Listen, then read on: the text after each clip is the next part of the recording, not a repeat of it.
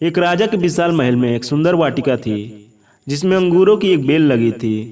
वहां रोज एक चिड़िया आती और मीठे अंगूर चुन चुन कर खा जाती और अधपक्के और खट्टे अंगूरों को नीचे गिरा देती थी।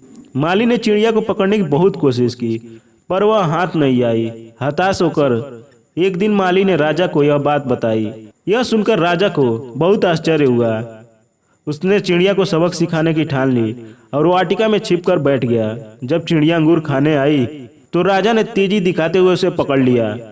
जब राजा चिड़िया को मारने लगा तो चिड़िया ने कहा, हे राजन, मुझे मत मारो, मैं आपको ज्ञान की 4 महत्वपूर्ण बातें बताऊंगी।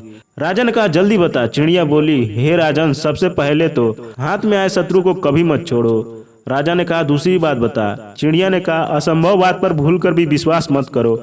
और तीसरी बात यह है कि बीती बातों पर कभी भी पश्चाताप मत करो। राजा ने कहा, अब चौथी बात जल्दी बता दो। इस पर चिड़िया बोली, चौथी बात बड़ी गूढ़ और रहस्यमयी है, मुझे जरा ढीला छोड़ दे क्योंकि मेरा दम घुट रहा है, कुछ सांस लेकर ही बता सकूंगी।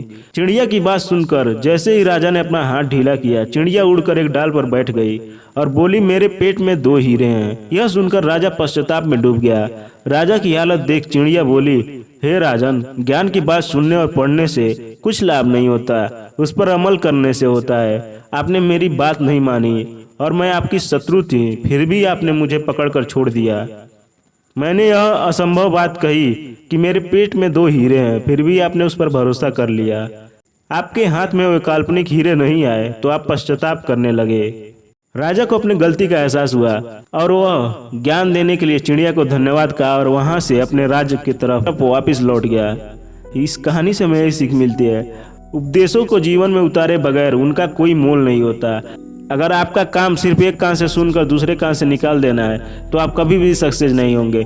आप जो बात सुनते हैं, अगर वह बात अच्छी है तो अपनी ज़िंदगी में ज़रूर उसको अमल करके देखिए, आपके सपने ज़रूर पूरे होंगे।